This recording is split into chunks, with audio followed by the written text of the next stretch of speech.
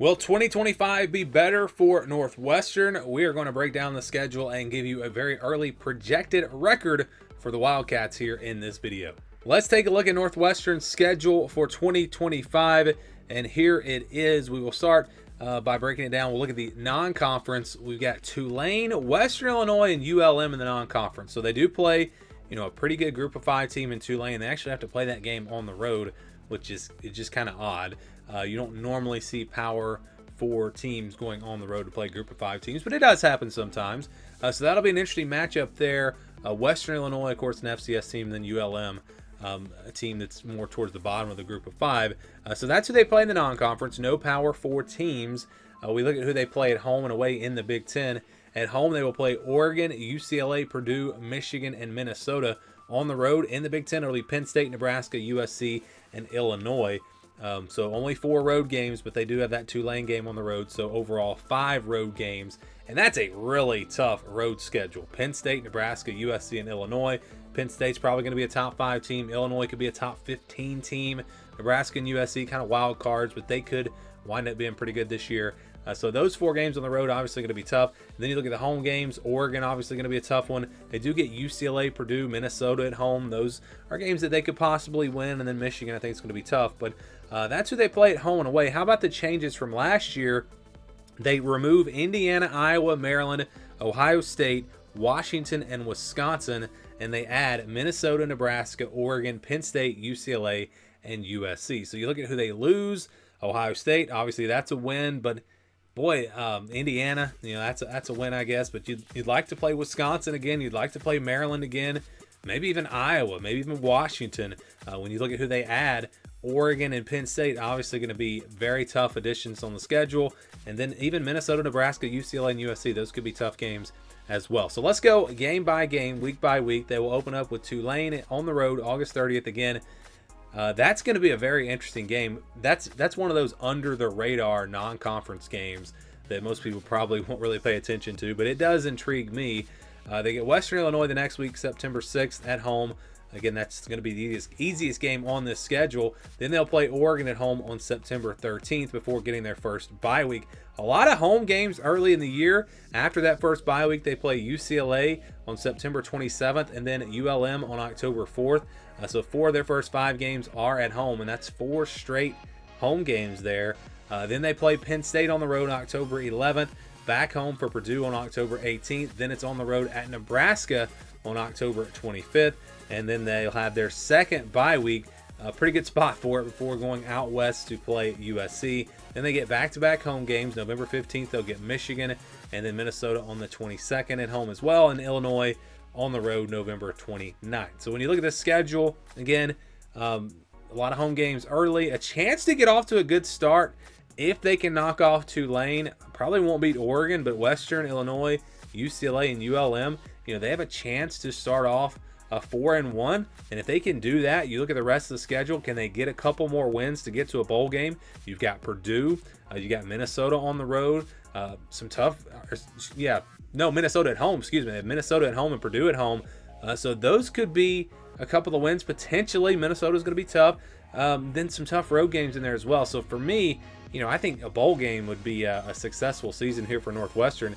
We look at how this schedule stacks up with the other teams in the Big Ten, and you look at their opponents this year. Their winning percentage from last year was 53%. So their opponents last year were 43-38 in the Big Ten. Pretty good record there, but that's really kind of close to the middle of the pack. It is a little bit, one of the tougher ones, but not the toughest. So it will be a very respectable conference schedule. And again, a non-conference schedule that's not horrible, but there is that tricky game against Tulane on the road. But all in all, I would say not too bad of a schedule for Northwestern in 2025. Northwestern can be one of the more unpredictable teams each year in college football. And we'll see what this projection looks like for 2025. But first, we'll look back at the last 4 years. And you can see in 21, our projection was 7-5. They went 3-9.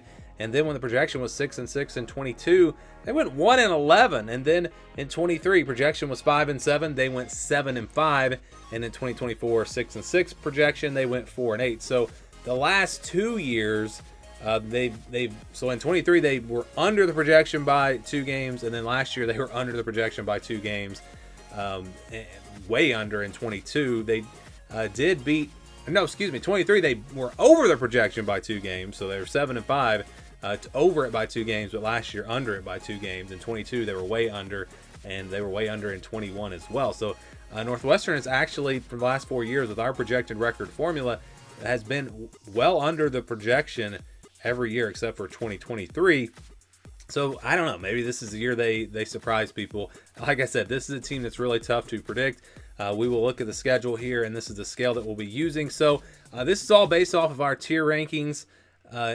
Northwestern's a tier 5 team in those rankings, which means if they play another tier 5 team, it'll be a 40 to 60% game, a 50-50 game. If they play a tier 6 team at home, it'll be a 61 to 70% game. If that game's on the road, though, it does drop it to a 50-50 game, and that's kind of the way this works. So we'll start with the easier wins, and you've got one, Western Illinois. Northwestern should be able to take care of business in that game. I know, they've lost a group of 5 teams recently, and you never know, but this is an FCS team. I mean, Northwestern should be able to take care of business here. And then you've also got ULM, a group of 5 team, a little bit of a tougher game, but we've got it in the blue here. I think Northwestern should be double-digit favorites. Not a guaranteed win, but if they bring their A game, they should be able to pull this one off. And then we've also got a Big Ten game where they should be favored. That's Purdue. So Purdue is a tier 6 team there below Northwestern. This game's at home for Northwestern, so it's in the purple, 61 to 70. And those are going to be your 3 games that Northwestern will be favored in. I think, feel pretty confident about that. The rest of these games, it's going to be tough. We've got games here in the red: Oregon, Penn State, Illinois. Oregon and Penn State are tier 1 teams, so these are going to be in the red regardless. Illinois is a tier 2 team because it's on the road. That puts it in the red. These are the ones that you just really don't expect Northwestern to win. And I would even say, Michigan could possibly, just again looking at the human element, I'd probably put the Michigan game in the red as well. But there's no predictions here. This is all based off of our formula, and it's got Nebraska and USC. So those are tier 3 teams, but they're on the road, and that's why those games are in the orange. So yeah, those 3 games will be tough as well. You look at Oregon, Penn State, Nebraska, USC, Michigan, and Illinois. Don't really see Northwestern pulling off a win in any of those games, but if they were able to, that would obviously be huge for them. But if they don't, then they've got to win the rest of their games just to get to a bowl game. So then we've got Minnesota in here as well, a game where they should be, probably about a touchdown underdog. It is at home, so maybe you've got a chance there, but I think that one's going to be tough. Again, Minnesota's in tier 3, same tier as Nebraska and USC, but because this game's at home, that's why it's in the yellow. And then you look at Tulane and UCLA. So those are the 50-50 games. UCLA in the same tier, Tulane, group of 5 team. It is on the road. That one could be tough. We'll see. I think they had a lot of roster turnover there. But if you look at these two 50-50 games, Tulane and UCLA, and then you look at the 3 games where they should be favored, you've only got to find one more win if they're able to win those 5. I'm looking at Minnesota as probably being the most likely. That's probably their path to get to a bowl game, but the odds would say they're not going to win both the 50-50 games. They're going to lose one, but the odds would also say they're probably going to pull off a couple of upsets. And so when you average it all out, you get a projection of 5-7. So 5-7 is the projection for Northwestern. Just missing out on a bowl game would be a little bit better than last year, but again, it's tough to find wins on this schedule. It's tough to find 6 wins on the schedule. Now, I can find 3 or 4 or maybe even 5, but finding 6 or more than that, it is really tough with this schedule.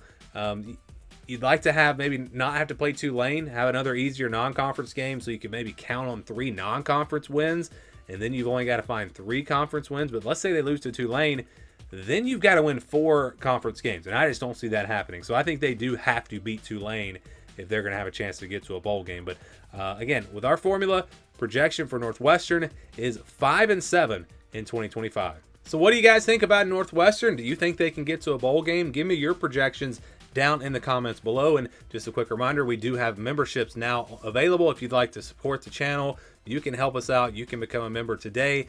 There's more info for that down in the description below.